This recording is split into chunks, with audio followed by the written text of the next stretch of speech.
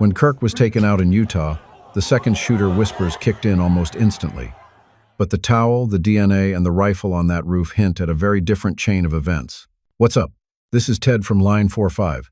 Today, we're digging into the hard evidence to see if this was really one guy on that roof, or if the internet's right about a second shooter. Before we dive in, do me a solid. Smash that subscribe, tap the bell, hit all the dang buttons down there. You don't gotta, but it keeps this train rolling and lets me crank out more of this wild gun talk for y'all. All right, enough of that. Let's get back to it. Setup and the two-shooter claim. When Charlie Kirk got shot in Utah, man, it didn't take long for the internet to light up. Clips hit social media before the blood even dried, and folks were already yelling, "Two shooters." I get it. The angles looked weird on grainy video. Some people swore the shot couldn't have come from the roof, and others thought the wound didn't line up with where cops said the guy was. That kind of chatter spreads like wildfire when nobody trusts the official story. But here's the thing. I've dug into what investigators actually found, and the forensics aren't lining up with the online gossip. We're talking about a Mauser bolt-action rifle ditched in the woods, wrapped in a towel with the suspect's DNA all over it. A screwdriver with the same DNA turned up on that roof too. That doesn't scream two-man team. That screams one dude setting up shop where he thought he could get away clean. Now, I'm not knocking people for asking questions. Hell, I've seen enough botched cases to know you don't take government answers at face value. But when you look at the prints on the roof, the gun that matches the shot, and the DNA tying it all together, it's hard to picture some mystery second shooter sneaking in and out. The internet makes things spicier than they are, but the evidence paints a different picture. Weapon recovery and forensic link. So here's where the rubber meets the road. Everybody can argue about camera angles and shaky clips, but hard evidence doesn't lie. Cops pulled a Mauser bolt-action rifle out of the woods near campus, wrapped up in a towel. Not just any towel, either. Forensics swabbed it, and boom, DNA tied right back to the suspect, Tyler Robinson. Same deal with a screwdriver they found up on that rooftop. His DNA's all over that too. That's not some vague maybe. It's lab, confirmed. Now why's that important? Because if you've got a gun on the ground, a tool on the roof, and the same guy's DNA on both, that's a straight line. Doesn't take Sherlock Holmes to piece it together. He was up there, assembling or setting up, then ditched the weapon when the heat got too close.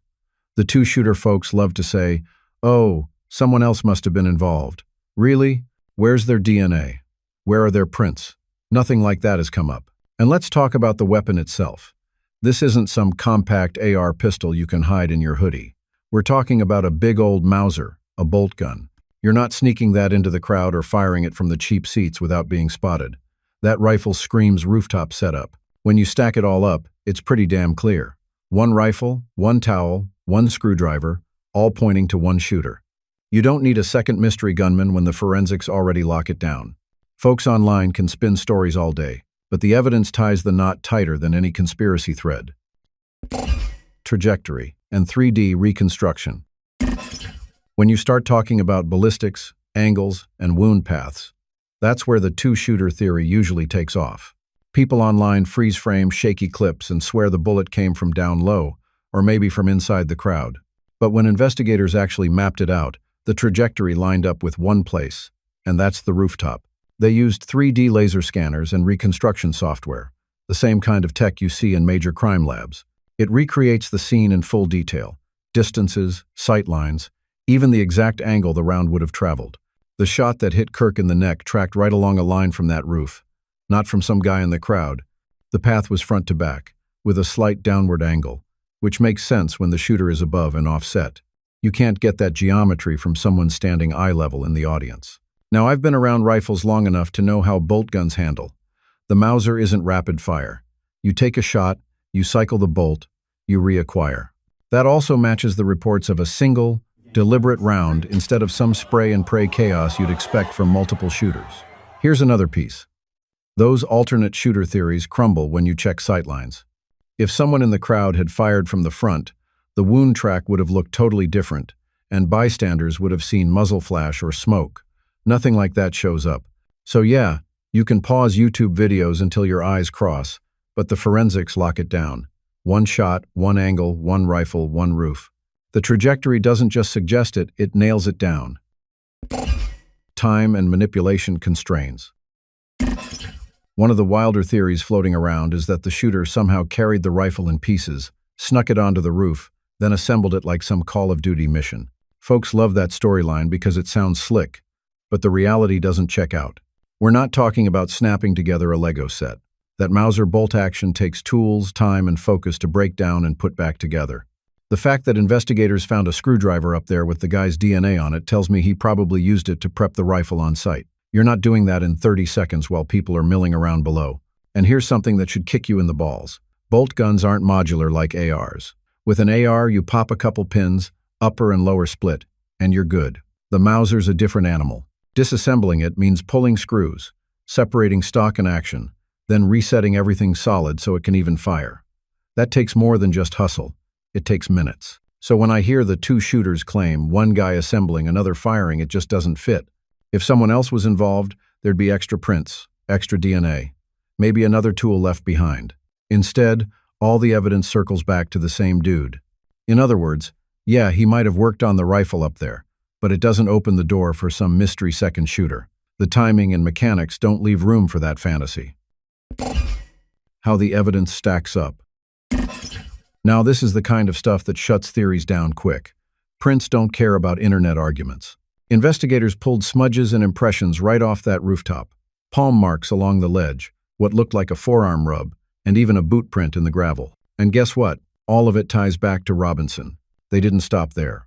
On the ground near the scene, cops found Converse shoe impressions that matched the tread on a pair tied to him. Security cameras also show a figure moving in and out of stairwells leading up to the roof.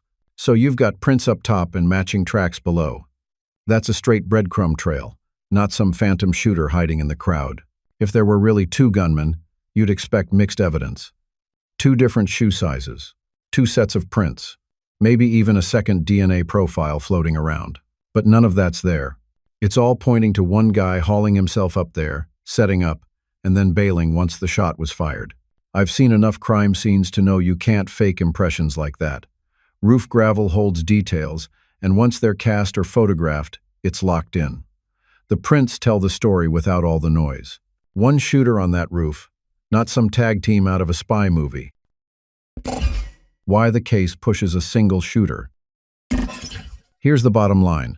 Prosecutors don't drag a capital murder case into court unless the evidence is stacked tight. In this one, everything funnels back to Robinson and no one else. Start with the DNA. His profile hit on the towel wrapped around the rifle and on that screwdriver left on the roof. That alone ties him to the weapon and the scene. Then you've got the prints and impressions, palm smudges, forearm rubs, and a boot print on the rooftop gravel all lined up with him. Add in Converse tracks on the ground that match the shoes connected to him. That's not circumstantial noise. That's physical placement at the crime scene. Security video backs it up. He was caught moving in stairwells leading to that rooftop. No mystery silhouette, no shadow figure slipping through the crowd, just him making that climb. On top of that, digital evidence showed him chatting on Discord during the manhunt, basically mocking the search. You don't joke about it unless you know you're the guy they're chasing. And the gun itself seals it. A Mauser bolt action recovered nearby, wrapped in that DNA-soaked towel. Ballistics tied it to the shot that killed Kirk. If there was some second shooter, where's their rifle? Where's their DNA? Where are their prints? None of that exists.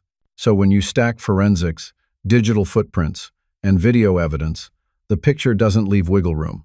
Probable cause isn't even the right word here. It's a damn near slam dunk. One shooter, one rifle, one rooftop.